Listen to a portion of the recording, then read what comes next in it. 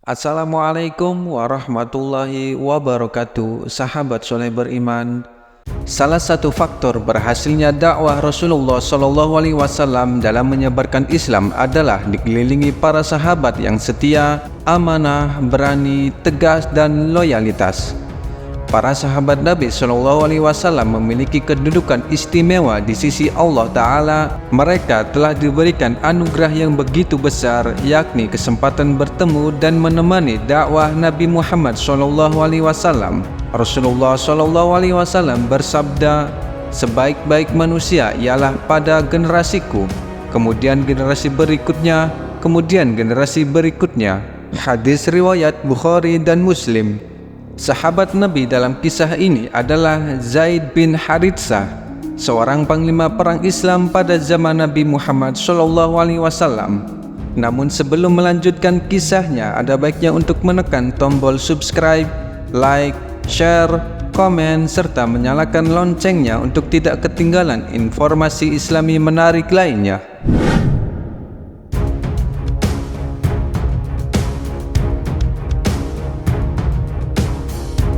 Nama lengkapnya adalah Zaid bin Haritsah bin Syahril.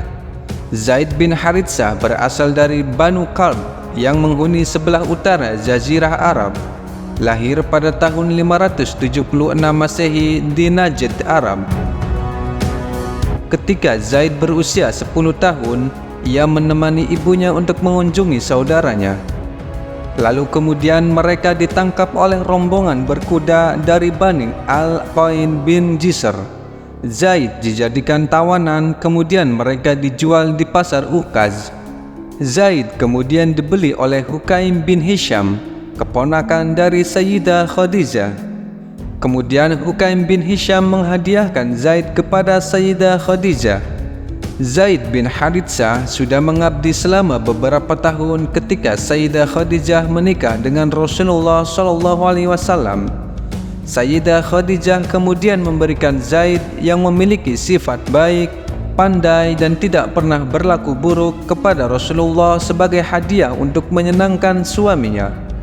Sejak saat itu, Zaid justru menjadi salah satu orang yang beruntung yang menerima kasih sayang Rasulullah SAW. Di sisi lain, meski bertahun-tahun telah berlalu, orang tua Zaid masih kebingungan mencari dan tidak mengetahui apakah putranya masih hidup atau tidak.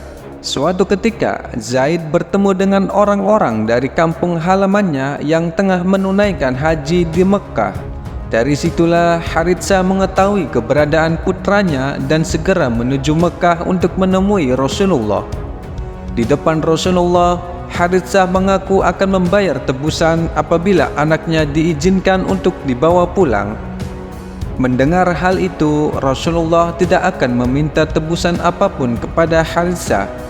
Namun Rasulullah memberikan pilihan kepada Zaid untuk memilih apakah tinggal bersama beliau atau ikut bersama ayahnya.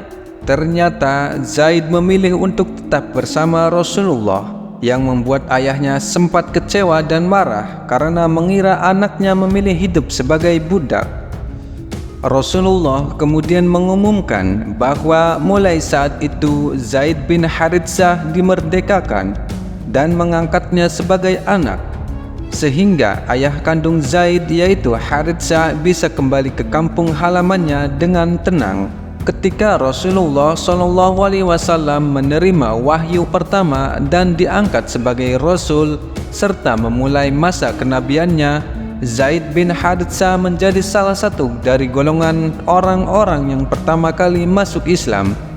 Oleh karena itu, Zaid bin Haritsah termasuk ke dalam golongan sahabat yang pertama kali masuk Islam atau as-sabiqunal awwalun. Setelah memeluk Islam pun, Zaid masih setia melayani Rasulullah, baik dalam kehidupan keseharian maupun di medan perang. Zaid juga mengikuti Nabi Muhammad SAW dan penduduk Muslim Mekah hijrah ke Madinah. Kesetiaannya melayani Rasulullah membuat Zaid orang yang paling dicintai oleh beliau. Ia sempat menyandang gelar Zaid bin Muhammad, namun kemudian Allah menurunkan wahyunya melalui surat Al-Ahzab ayat 5 yang memberikan petunjuk bahwa anak angkat harus tetap dipanggil dengan nama ayah kandung mereka, bukan ayah angkat mereka. Zaid dengan rendah hati mengubah namanya menjadi Zaid bin Haritsah. Oleh karena itu, Zaid dikatakan sebagai satu-satunya sahabat yang namanya tercatat dalam Al-Quran. Sebagai anak angkat Nabi Muhammad SAW, Zaid bin Haritsah memiliki hubungan yang istimewa dengan Rasulullah. Zaid bin Haritsah juga terkenal karena kepatuhannya terhadap perintah Allah. Dalam perjuangan membela Islam, Zaid berpartisipasi dalam banyak pertempuran penting dalam sejarah Islam, termasuk Perang Uhud dan Perang Khaybar. Hingga suatu hari, pada September tahun 629 Masehi, Zaid dipercaya Rasulullah untuk memimpin 3.000 pasukan Muslim dalam ekspedisi militer Islam ke wilayah Balqa di negeri Syam dalam Kekaisaran Romawi Timur. Ekspedisi militer ini dilatar belakangi karena pembunuhan delegasi Rasulullah yaitu Al-Harits bin Umar Al-Azadi dalam misi mengirimkan surat kepada gubernur Syam bernama Hanid bin Abi Syamr Al-Ghassani, dan juga pembunuhan terhadap belasan utusan Rasulullah dari Bani Sulaiman di daerah Hadad Al-Tahr oleh para penguasa Syam. Melihat perlakuan sewenang-wenang dari penguasa Syam dan Bizantium Romawi, Nabi Muhammad SAW berencana untuk melakukan serangan pertama kepada Bizantium Romawi. Selain itu juga, penyerangan terhadap Bizantium Romawi ditujukan untuk penyebaran dan dakwah Islam di luar Jazirah Arab. Keberadaan Bizantium Romawi merupakan gangguan yang besar bagi penyebaran agama Islam di kawasan Timur Tengah.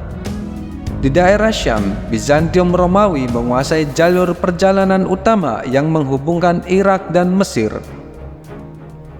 Nabi Muhammad SAW mengirimkan 3.000 pasukan menuju daerah Mu'tah. Pasukan Muslim dipimpin oleh 3 panglima besar, yaitu Zaid bin Haritsah, Ja'far bin Abu Thalib, dan Abdullah bin Rawaha. Pasukan ini merupakan pasukan terbesar yang pernah dikirim Nabi Muhammad SAW dalam perang. Mendengar kabar tersebut, Kekaisaran Bizantium Romawi mengerahkan pasukan yang besar untuk menghalang pasukan Muslim. Heraklius sebagai kaisar tertinggi Bizantium Romawi menanggapi hal tersebut dan menyiapkan sebesar 200.000 pasukan. Pasukan tersebut terdiri dari 100.000 tentara Bizantium Romawi dan 100.000 dari kaum musyrik Arab. Melihat besarnya pasukan Bizantium Romawi, pasukan Muslim tidak gentar sama sekali. Pertempuran antara Bizantium Romawi dan pasukan Muslim berlangsung sangat sengit. Pada perang tersebut, Zaid sebagai panglima melangkah maju ke medan pertempuran dengan membawa bendera Islam. Ia mulai menyerang musuh, menargetkan lautan pasukan Romawi, bertempur secara mati-matian. Sampai pada akhirnya tombak musuh menghujam tubuhnya yang menghantarnya menuju kesyahidan. Kemudian panglima diambil alih oleh Ja'far bin Abi Thalib, lalu Abdullah bin Rawaha. Namun kedua panglima itu pun gugur sebagai syahid. Hingga kaum muslimin memilih panglima selanjutnya sebagaimana perintah Nabi Muhammad SAW. Jika Zaid bin Haritsah gugur, maka Ja'far bin Abi Thalib untuk menggantikannya. Jika gugur pula, maka Abdullah bin Rawaha untuk menggantikannya. Dan jika ketiga panglima tersebut gugur, maka kaum muslimin memilih sendiri panglimanya. Maka Khalid bin Walidlah yang dipilih prajurit Muslim sebagai panglima Muslim perang Mu'tah. Dalam pertempuran yang tak seimbang itu, prajurit Muslim yang berjumlah 3.000 pasukan berhasil membuat gentar pasukan musuh dengan strategi Khalid bin Walid. Pasukan depan berpindah ke belakang, sayap kiri dan sayap kanan berpindah bergantian, sementara pasukan belakang terus bergerak ke depan. Dengan strategi itu, debu-debu berterbangan dan menciptakan ilusi kedatangan bala bantuan tentara Muslim. Pasukan Romawi gentar dan tidak berani menyerang. Sementara pasukan Muslim mundur perlahan, pasukan musuh sama sekali tidak berani mengejar hingga memutuskan untuk menghentikan pertempuran. Kisah hidup Zaid bin Haritsah memberikan inspirasi tentang kesetiaan, kepatuhan, keberanian, dan pengabdian dalam menyebarkan agama Islam. Wallahu a'lam bishawab.